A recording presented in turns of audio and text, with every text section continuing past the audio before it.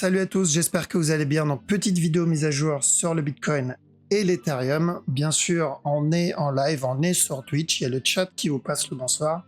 On commencera par le Bitcoin, mais je vous rassure, pour ceux qui sont encore à fond dans le Forex, il y en a de plus en plus qui se mettent dans le Forex, ça fait plaisir. On verra le Forex après, comme à chaque fois. D'accord, je vous mettrai le timecode en bas de la vidéo. Et voilà, donc je vous mets le petit warning. Et let's go.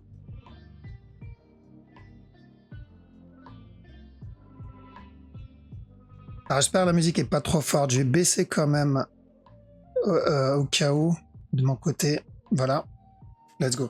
Donc Bitcoin. Alors j'avais fait un TikTok pour ceux qui ne sont pas au courant. J'ai fait un petit compte TikTok où je fais des petites mises à jour d'1 à 2 minutes. Donc n'hésitez pas à aller jeter un œil. Et aussi le Twitter, d'accord? Parce que si je poste pas sur TikTok, je poste sur Twitter. J'essaie de vous faire des mises à jour, que ce soit par texte ou par vidéo. Donc n'hésitez pas à me suivre sur Twitter, vous avez le lien en bas de la vidéo. Et j'avais dit quoi? Donc on avait dit dans cette zone de faire très très attention.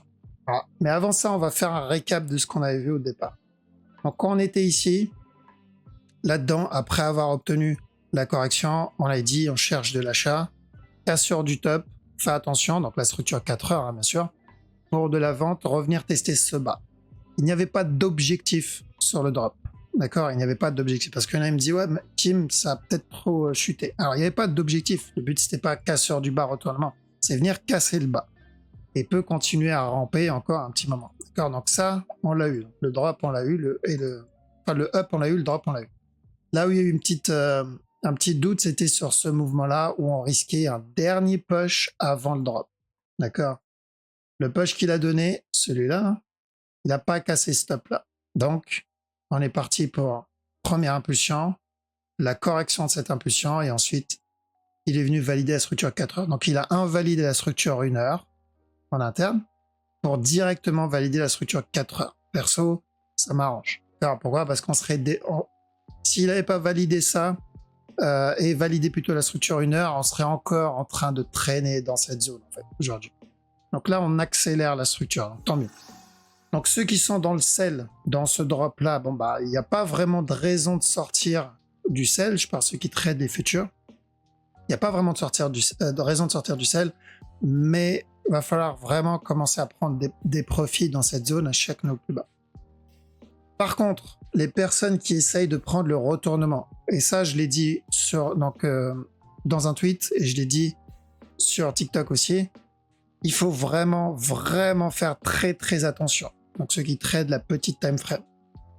Pour moi, ce n'est pas terminé. Le drop, je ne pense pas que c'est terminé. Il peut continuer à ramper. Par contre, ce qu'il fait ici aujourd'hui, par rapport à quand j'ai fait la vidéo TikTok et Twitter, ce qu'il fait aujourd'hui, c'est beaucoup mieux que hier ou qu'il y a 2 jours. D'accord, c'est beaucoup mieux. C'est ce qu'on veut voir. On veut voir une structure qui traîne là-dedans.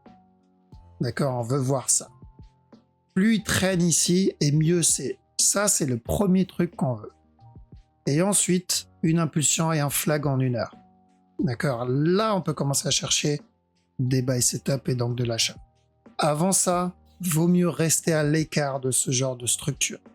N'essayez pas d'anticiper un move si vous n'avez pas l'expérience nécessaire, que ce soit en lecture de structure, en management.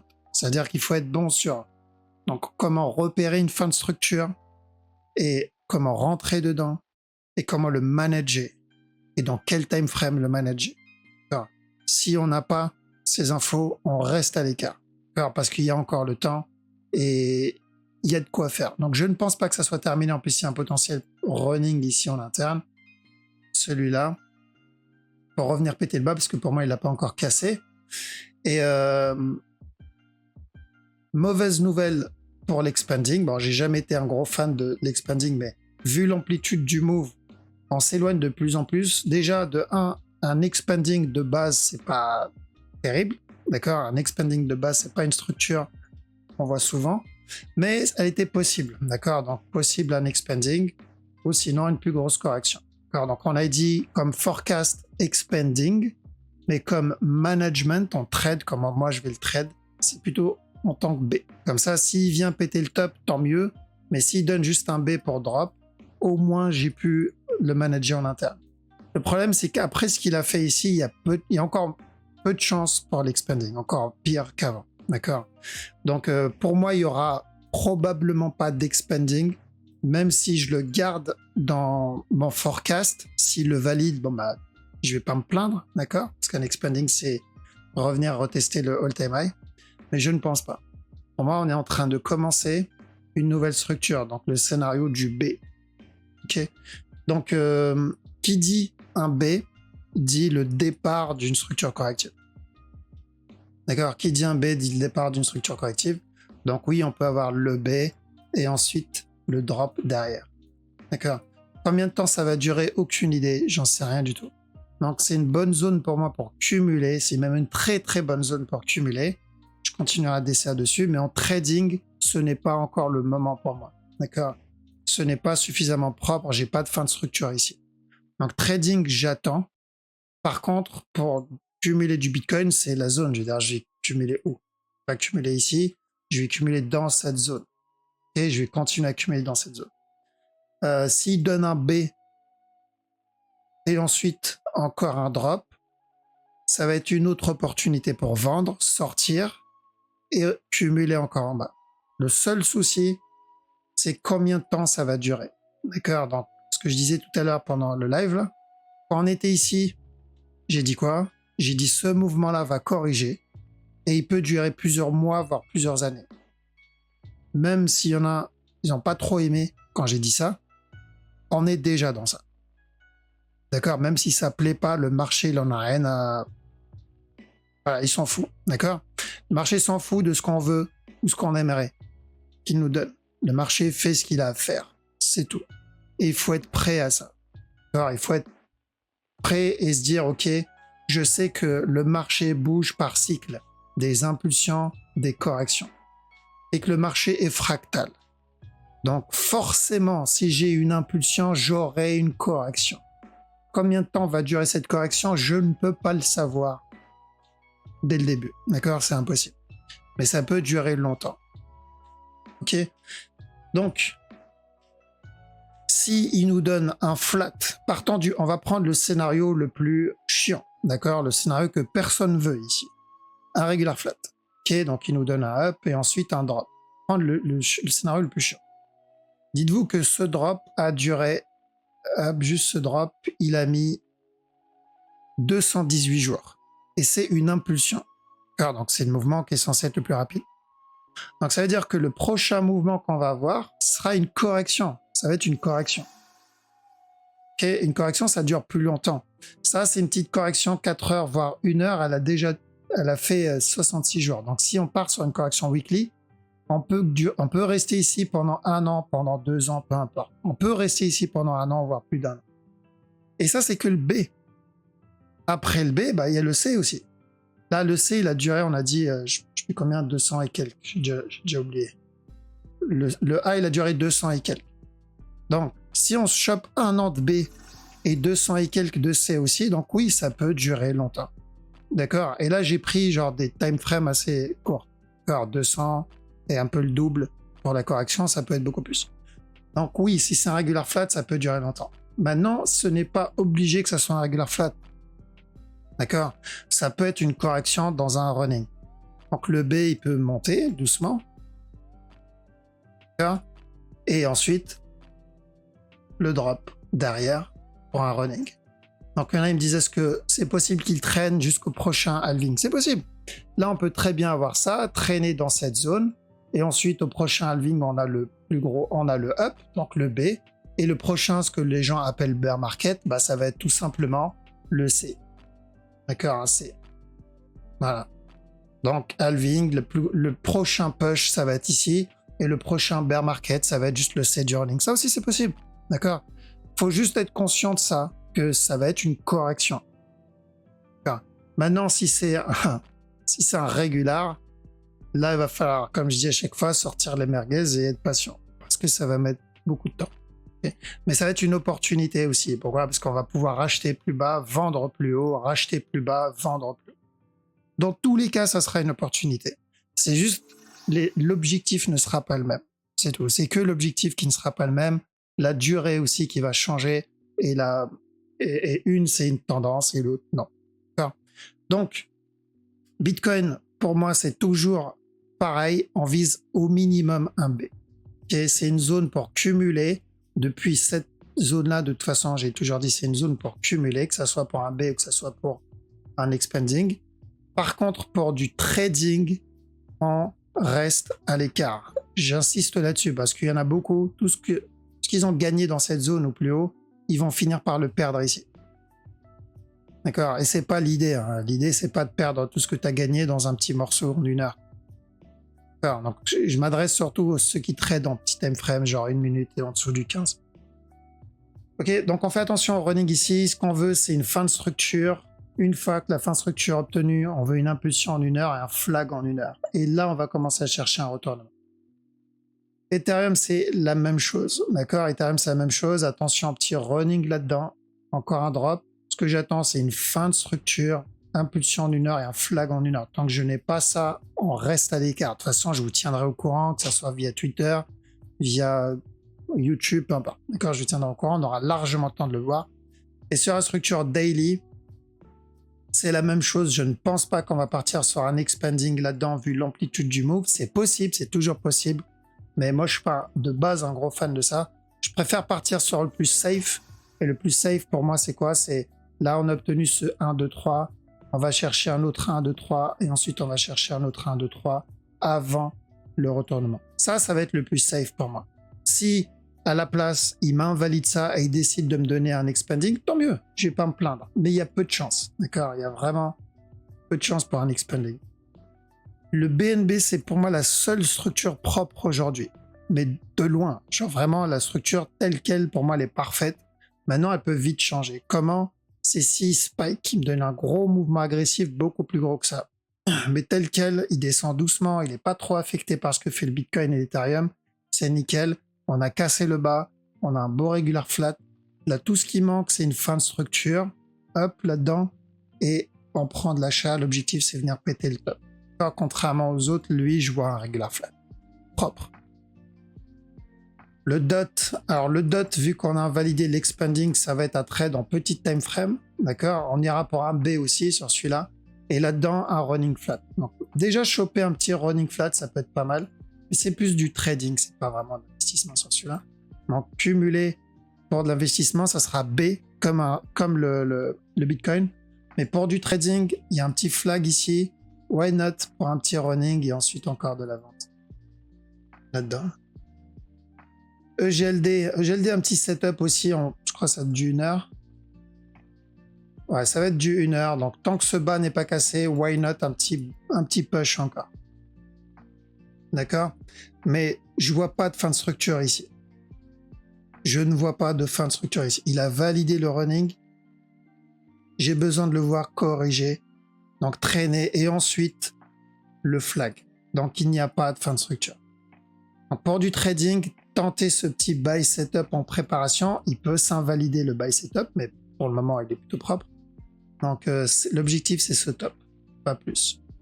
Et on reste vigilant. On a besoin d'une bonne lecture de structure et d'un bon management sur ce genre de move. Donc mon conseil, c'est ne tradez pas ça en petit time frame. Ni le Bitcoin, ni l'Ethereum, ni rien. Surtout si vous débutez. DCA et on attend la fin d'une structure. Je l'annoncerai. Si j'en vois une, je l'annonce. Ne vous inquiétez pas. Mais on reste à l'écart. Ok, lui, il a bien validé ça, là. C'était plutôt propre. Maintenant, en interne, je pense que ça va être partout pareil. Ça va être partout pareil. D'accord? Ça et encore de la vente. Donc, je pense pas que ça soit terminé, le sell. Hein. Pour beaucoup de crypto, je ne pense pas que ça soit fini. Donc, ce qui est une bonne nouvelle pour ceux qui veulent racheter plus bas, mais une mauvaise pour ceux qui veulent que ça monte parce qu'ils sont coincés en haut. Régular là-dedans, ça et ensuite encore de la vente. Et le VET un running comme les autres.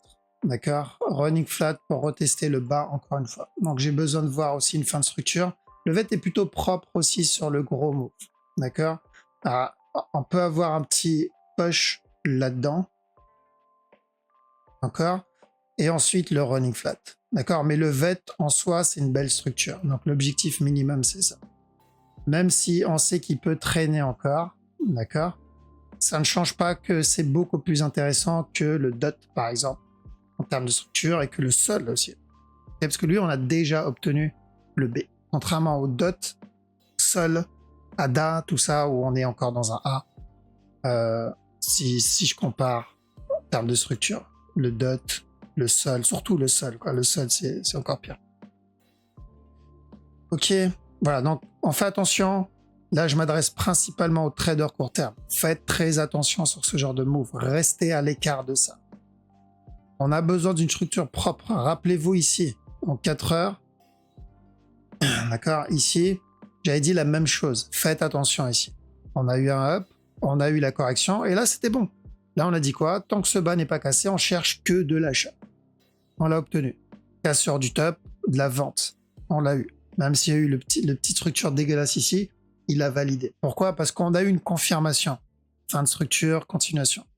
Donc là, on est dans cette phase. Cette phase-là, on y est là-dedans. D'accord? Donc j'ai besoin, fin de structure, retournement. Okay? Je sais que je répète, j'insiste, parce que comme on l'a vu la dernière fois, 70% des personnes qui regardent, ça fait à peine 1 an qu'ils sont dans l'univers du trading et de la crypto. Donc j'ai pas envie que voilà, ils rentrent dans du FUD, du FOMO et faire de la merde, surtout un petit time frame. Ok, let's go. On va attaquer haut de CHF. Alors haut de CHF, la direction est la même encore. Revenir péter le bas, ça n'a pas changé. Même s'il pète ce bas-là, revenir péter le top, pardon. Même s'il vient péter le bas, c'est de l'achat. D'accord, on privilégie plutôt de l'achat sur haut de CHF. Haut de JPY, un running, mais avant le running, je veux mon B et ensuite un drop. D'accord, donc pour le moment, revenir tester ce bas encore une fois. Haut du USD, alors il y a de bonnes chances qu'il pète ce bas. On reste à l'écart de USD. Je le surveille en petit time frame et on reste à l'écart. Je ne sais pas s'il y a quelque chose d'intéressant en petit time frame. Non. Donc ouais, on surveille. Il n'y a rien d'intéressant sur USD. Vaut mieux privilégier haut de JPY et haut de CHF. Et lui, revenir péter le top. D'accord, là il flag un petit buy jusqu'au top. CHF, JPY, running en interne et ensuite encore de la vente. Ça et encore de la vente. Le DAX, le bas est cassé, donc on recherche encore de l'achat parce que c'était de l'achat ici jusqu'au top. On a eu ce up, il est revenu casser le bas une deuxième fois. Ça va être la même direction. L'objectif, c'est une plus grosse structure tout simplement. Donc tant que ce bas n'est pas cassé, on répète la même chose que là. Si j'ai des buy setup, je tente jusqu'au top. DXY, alors DXY, on n'oublie pas la structure weekly, c'est même pas du daily là, c'est du weekly. Donc on a cassé le plus haut et à chaque nouveau plus haut, on risque un retournement. Ou un gros retournement ou juste une plus grosse correction. Donc ça va être du daily, hein, minimum la correction. Donc en petit time frame, à chaque nouveau plus haut, je dois faire gaffe. Donc il y a un petit running ici. À chaque nouveau plus haut, je dois faire attention. À quel moment je peux rentrer dans de la vente, cassure, de la trend et un petit flag en dessous. Tant que j'ai pas ça, vaut mieux faire attention sur les sels. Est-ce que j'ai un buy setup? Pas vraiment. On a eu un running ici, mais là, j'ai pas grand chose. Je crois qu'il y a eu un autre running là-dedans. En 1 heure et rien. Euroad, l'objectif, c'est ce top, encore. D'accord? Donc, même s'il reteste ce bas, c'est le top. Là, il peut venir le casser directement. Donc, cassure du top, toujours la même direction. EuroJPY, cassure de ce bas. D'accord? S'il donne une plus grosse correction, c'est pareil. Revenir péter le bas. EuroJPY, c'est plutôt de la vente. EuroNZD, ok, le top est déjà cassé sur EuroNZD. D'accord? Donc, on avait dit ici de chercher de l'achat parce qu'il y avait 2 possibilités. Première possibilité, il vient casser le top directement pour terminer ça. L'autre possibilité, c'est qu'il nous donne un running d'abord, un dernier plus bas et ensuite un up. Donc, c'est pour ça, cassure du bas, de l'achat au moins pour un running. Bonus, il est venu casser directement le top. Donc maintenant, on reste à l'écart, on attend. Pourquoi? Parce qu'on peut avoir encore ça et encore un push. EURUSD, donc il a donné un beau petit sell setup. Ici, je crois ça je l'avais vu plus en privé. dans le zoom en privé. Donc buy, casseur du top, on a dit de chercher de la vente. Ça c'est validé, nickel. L'objectif c'est revenir tester ce bas. Toujours le même objectif depuis plusieurs mois déjà. Depuis le top ici. D'accord, c'est toujours le même objectif, c'est casser le bas. GBP Aude. On cherche des buy setup tant que ce bas n'est pas cassé. Buy jusqu'à ce top. GBP CAD. Pas grand chose sur le CAD. Mais s'il me donne un flag, je tente les buy setup. Mais pour le moment, il n'y a pas de flag. GBP JPY. Un flag en préparation, peut-être une correction. Et encore de la vente. Revenir tester le bas. GBP NZD. Pourquoi pas? Donc, même chose. GBP NZD, c'est pareil. Donc, c'est revenir casser le top. D'accord? Alors, attention à l'expanding. Donc, même s'il vient péter le bas, c'est la même chose. Comme beaucoup de NZD, j'ai envie de dire. Donc, casser ce top. D'accord? GBP USD, pas grand chose là-dedans. On attend le flag encore. Et lui, il y a de bonnes chances qu'on vienne péter ce bas encore une fois. D'accord? Si je dois corriger, drop, revenir tester le bas. Parce que ce mouvement, il était correctif. De toute façon, ça puait. NZD JPY, flag, correction et encore de la vente. Il y a de bonnes chances qu'ils reviennent tester ce bas-là pour un flat. NZD USD, le buy cassé, donc on va attendre la suite pour le moment parce qu'on a peut-être une fin d'une structure et je crois qu'il y a structure corrective sur le gros move daily. Ouais, c'est ça. Donc si j'ai des buy setup, je tente. D'accord? Parce que pour moi, ça, c'est revenir tester le top. Mais bon, c'est du daily, donc le temps qu'on obtient une structure, un buy setup en une heure, il y a le temps. USD CAD, on n'est pas loin de l'objectif. Donc rappelez-vous, celui-là, je crois, c'est presque du 100% sur ce move. Donc on avait annoncé de la vente ici, validé. Correction ici, validé. Drop jusqu'à ce bas, validé. Buy jusqu'à ce top, on l'a eu. Et ensuite, on a dit sell pour un running. On l'a eu. Et après, on a dit dans cette zone, on fait attention pour de l'achat jusqu'à ce top. Bah, on peut dire qu'on l'a déjà eu, même si l'objectif n'est pas atteint. L'objectif, c'est ce top-là. Donc, toujours le même. Cassure du top. Et on va falloir commencer vraiment à faire très attention à la cassure du top, les amis. D'accord? Pourquoi? Parce qu'on risque ça. On risque ça, tout simplement. Ça, là. Là-dedans. Donc, on a eu quoi après ça? Drop. Donc, il y a de bonnes chances qu'on ait encore ça avant le retournement. Donc, faites attention. Encore faites très attention ici. Enfin, au top, surtout. Mais bien joué à ceux qui ont mangé dans cette structure, c'était plutôt pas mal. Lui, toujours le même rolling. Rappelez-vous, on a eu ça. Le B. Cassure du top, on a dit quoi? Je cherche un C avant le retournement. Sauf qu'il a continué à push. Et j'ai dit quoi? J'ai dit, il y a de bonnes chances qu'on ait un running, mais ça va être dégueulasse et pas intéressant à trade. C'est-à-dire qu'on risque un drop et ensuite une continuation pour un running dégueulasse. C'est ce qu'on a eu. Alors, on a bien eu le drop, mais c'était pas intéressant à trade. Donc l'objectif, c'est casser le top, mais bon, voilà, on le sait pour se dire, histoire de se dire qu'on le sait, quoi. Mais en réalité, trade ça, c'est pété. Le risque reward est pas terrible et si on le prend en interne, ça va être du management et de la... On va se prendre la tête. USD JPY. Alors s'il vient casser, alors USD JPY, s'il continue à push, il vient casser ici, on attend un flag et on cherche de la vente. Pardon.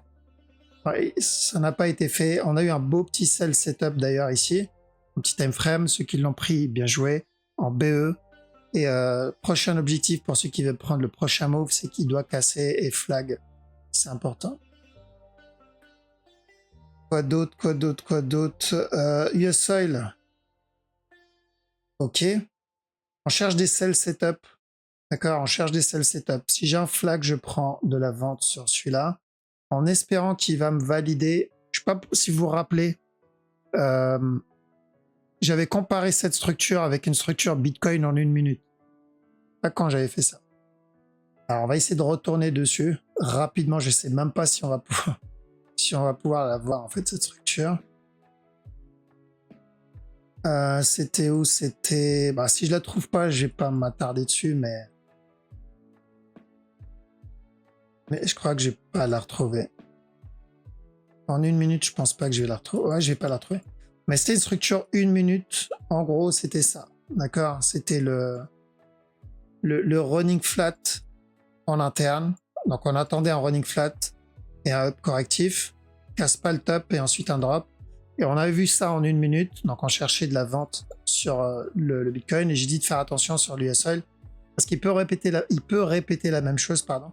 Et il y a de bonnes chances qu'il répète la même chose. J'espère qu'il va répéter la même chose. Donc, si on a des sell setup, on tente. Tant que ce top n'est pas cassé, on tente les sell setup. Et en 15 minutes, je crois qu'il y a peut-être un running. Ouais, 15 minutes. S'il me donne ça, on a déjà obtenu ça. S'il me donne ça, sell. D'accord? Mais bien attendre un setup. Parce que c'est pas parce qu'on l'a obtenu sur le Bitcoin en 1 minute qu'on va l'obtenir ici. Surtout si je regarde le passé du USL. D'accord? Donc, on surveille plutôt de la vente. Et sur ce move, Silver, on risque ça. D'accord? On risque ça. Je ne pense pas, mais on risque ça. Si je devais trade un mouvement, moi, ça sera plutôt un plus gros B et ensuite le C. D'accord? Ça sera beaucoup plus propre pour moi. Pourquoi? Parce que j'ai ça comme structure terminée, ça comme A, ça comme B et ensuite un C derrière. Je vais voir ce que me fait le gold parce qu'ils ont tendance à se suivre en interne. Et ouais, c'est ça. Ça va être pareil, en fait. Donc là, ça, c'est mon A. J'attends un B et ensuite un C. Et même chose sur le silver. D'accord? Donc, une fois la correction terminée, tant que ce top n'est pas cassé, pourquoi pas tenter des sell setup? Ça peut être pas mal. Et voilà, bah celui-là, on l'a vu. Donc, même chose. Tant que ce top n'est pas cassé, on tente les sell setup jusqu'à ce bas-là. Et vu qu'on a à peu près, même si la structure ne se ressemble pas, en réalité, elles ne sont pas si différentes que ça. Ok, voilà, donc je repasse sur le chat tranquillement. Alors, je vais faire, je pense prochainement, je vais pas donner de date, comme ça, ça me laisse un peu de temps.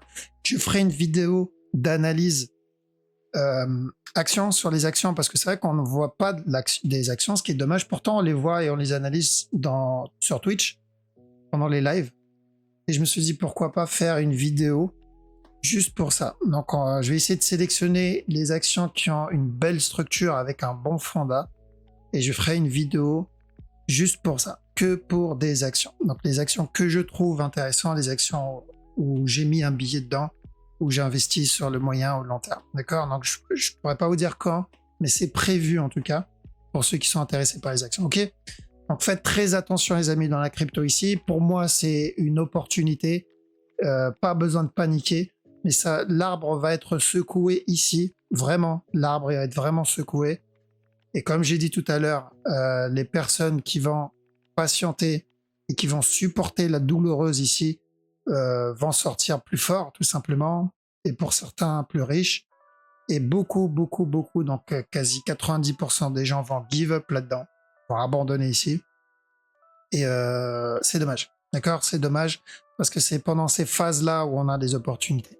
Revenir en courant quand le marché monte et fuir en courant quand le marché chute, c'est le contraire, d'accord? C'est le contraire. C'est quand le marché monte, il faut faire attention. Pourquoi? Parce que il peut corriger, il peut chuter. On doit faire attention quand le marché monte. On prend des profits, on manage le trade. Quand le marché chute, c'est là tout l'argent qu'on a fait pendant ce management, on va pouvoir le réinjecter pendant les phases de correction. Ok? Parce qu'on n'en aura pas tous les jours ce genre de structure. D'accord? Donc dites-vous qu'il n'y a pas de bear market, dites-vous qu'il n'y a pas de bull run.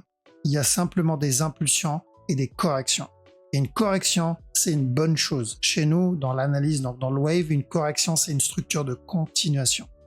Donc, très bien, s'il corrige, c'est une opportunité. Il faut juste être patient, parce que oui, ça peut mettre du temps, mais bon, ça nous laisse plus de temps pour rentrer et pour avoir de la liquidité, tout simplement.